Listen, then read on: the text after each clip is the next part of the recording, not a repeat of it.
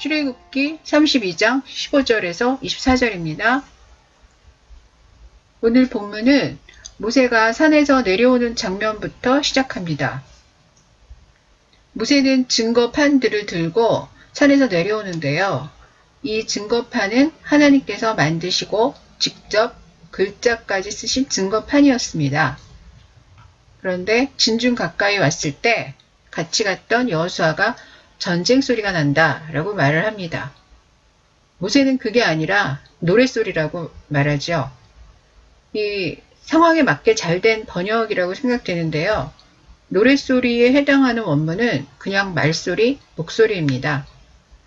그러니까 이들은 마치 전쟁 때 적들과 싸울 때 내는 소리를 내고 있었던 거죠. 웃음소리가 났다면 전쟁 소리로 들리지는 않았을 테니까 아마도 이들은 황금 송아지에게 자기 목소리가 들리도록 목청껏 각자의 소원을 빌고 있었던 게 아닐까? 그런 생각이 듭니다. 이들은 모세가 온 것도 모르고 송아지 앞에서 정신없이 춤을 추고 있었습니다. 강강수월래라도 하는 건지 어쨌든 화가 난 모세는 그 증거판들을 산 아래 던져서 박살을 냅니다. 시내산 언약은 깨졌다는 뜻이죠.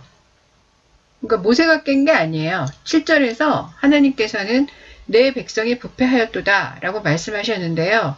그 부패로 번역된 샤하트는 성경에서 파괴됐다라는 뜻으로도 쓰입니다. 그러니까 하나님께서는 내 백성이 시내산 언약을 파괴했다 이런 뜻으로 샤하트라는 단어를 쓰셨다고 볼 수 있습니다. 그럼 이런 생각이 들죠. 14절에서 여호와께서 뜻을 돌이켜 말씀하신 그 화를 그 백성에게 내리지 않겠다 이렇게 말씀하셨는데 그거는 하나님께서 이 우상숭배 죄를 다 용서하시겠다는 거 아닌가? 이런 생각 들잖아요. 그런데 이 14절의 말씀은 우상숭배를 없던 일로 하시겠다는 뜻은 아닙니다. 없던 일로 한다면 모세가 왜 증거판을 깨겠습니까? 그 화를 내리지 않겠다라는 거는 그 아브라함 자손들에게 소돔과 고모라처럼 심판하지 하려다가 멈추셨다 이런 뜻이죠. 그러니까 아브라함 자손들을 전부 진멸하고 모세부터 새로 시작하겠다 이건 안 하겠다는 거죠. 그렇지만 우상숭배를 한 죄를 다 용서하고 없던 일을 하겠다 이런 뜻은 아닙니다. 시내산 언약은 행위 언약이기 때문에 은혜가 없습니다. 봐주는 게 없다는 얘기예요. 어기면 언약에 따른 상벌 조항이 실행되는 게 이게 행위 언약입니다. 아담이 어겼던 선악과 금지 명령이나 할례 언약도 이 행위 언약에 들어갑니다. 그러니까 행위로 언약을 어기면 죽는다는 거예요. 출애굽기 24장에서 모세가 언약의 피를 괜히 뿌린 게 아닙니다. 율법들을 준행하지 않으면 죽겠다는 맹세죠. 하나님의 일방적인 약속으로 체결되는 은혜 언약엔 이런 상벌이 없지만 행위 언약은 다릅니다. 책임과 의무가 따르죠. 모세가 크게 노했다에서 크게 노했다는 히브리어로 하라프인데요. 이건 하나님의 분노를 표현할 때도 사용된 단어였습니다. 출애굽기 22장에 도덕에 관한 법이 나오는데요. 그 말씀 중에 고아와 과부를 해롭게 하지 말라 이런 말씀을 하시면서 이렇게 말씀하십니다. 출애굽기 22장 24절입니다. 나의 노가 맹렬함으로 내가 칼로 너희를 죽이리니 너희의 아내는 과부가 되고 너희 자녀는 고아가 되리라. 여기서 노가 맹렬하다가 하라 아픕니다. 고아나 과부는 돌봐줄 사람이 없잖아요. 그러니까 그거 믿고 이 사람들을 고아나 과부를 괴롭히고 이렇게 압제하면 그러다가 그 고아나 과부가 부르짖으면 하나님이 맹렬한 노를 발해 칼로 다 죽여서 너희 가족을 과부와 고아로 만들어 놓겠다 이런 말씀이죠. 그런데 하나님이 직접 칼로 죽이진 않을 거 아니에요. 그러니까 누군가 대행하겠죠. 그렇다면 오늘 본문에 나오는 모세의 크게 노함, 이 하라 아프는 하나님의 율법을 어긴 자들에 대한 칼로 죽이는 심판이 있을 것을 예고한다고 하겠습니다. 우리는 출애굽기 25장에서 31장까지 모세와 함께 하나님의 그 성막 도면을 보느라고 잠깐 잊었는데요. 출애굽기 24장 그 모세가 산으로 올라가기 직전과 지금 산에서 내려오는 32장을 곧바로 연결을 해서 보면 이 상황이 조금 더 이해가 되실 겁니다. 출애굽기 24장 11절에서 16절입니다. 여호와께서 모세에게 이르시되 너는 산에 올라 내게로 와서 거기 있으라. 내가 그들을 가르치도록 내가 율법과 계명을 친히 기록한 돌판을 내게 주리라. 모세가 그의 부하 여호수아와 함께 일어나 모세가 하나님의 산으로 올라가며 장로들에게 이르되 너희는 여기서 우리가 너희에게로 돌아오기까지 기다리라. 아론과 훌이 너희와 함께 하리니 무릇 일이 있는 자는 그들에게로 나아갈지니라 하고 모세가 산에 오르매 구름이 산을 가리며 여호와의 영광이 시내산 위에 머무르고 구름이 엿새 동안 산을 가리더니 일곱째 날에 여호와께서 구름 가운데 모세를 부르시니라. 아멘. 이 내용은 하나님께서 모세에게 증거판을 가지러 산으로 올라오라 이렇게 분부하시고 그러자 모세는 자신의 부재시에 벌어질 일들을 위해서 무슨 일이 있으면 아론과 훌한테 가라 이런 말을 하면서 장로들한테 자기가 돌아올 때까지 여기서 기다리라 이런 지시를 했다는 내용이죠. 그러니까 무슨 일이 있으면 아론과 훌한테 가라 그랬더니 이제 신을 만들어 달라고 간 거죠. 여기 그 훌이라는 사람은 출애굽기 18장에서 아말렉과 전투할 때 아론과 함께 모세의 팔이 내려오지 않게 붙잡고 서 있던 사람이죠. 하나님께서 이 훌의 손자인 부살레를 성막 만드는 일에 지명하여 부른 것을 보면 이 훌 집안 역시 금속 세공술이 뛰어난 그 애굽에서 우상을 제작하던 사람이 아닐까 하는데요.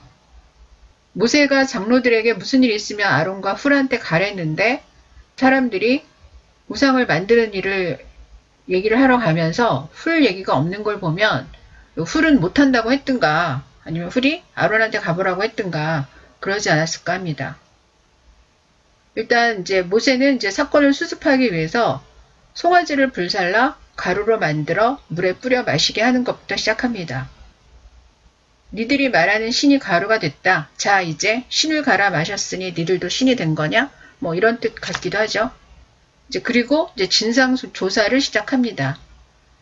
32장 그 앞부분에 나오는 내용은 아론이 금을 주조해서 송아지 형상을 조각했다. 이 내용은 모세가 이제 알아낸 팩트이고요.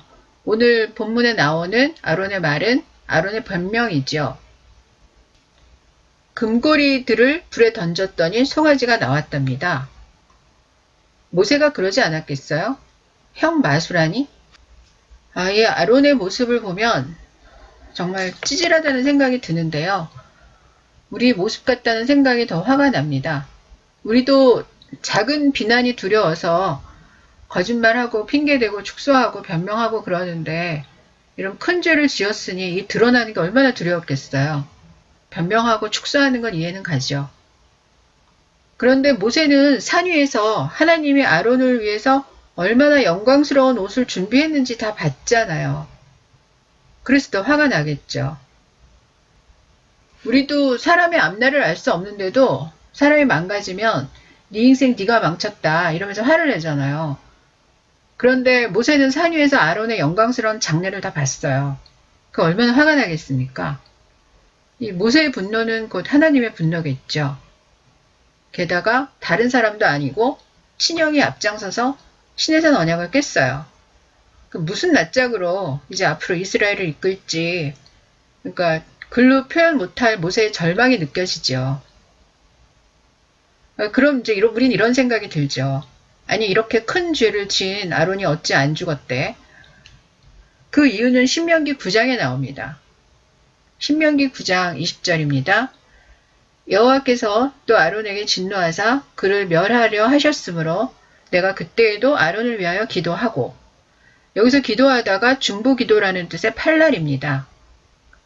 팔랄이란 히브리어는 중재하다, 화해시키다 라는 뜻인데요.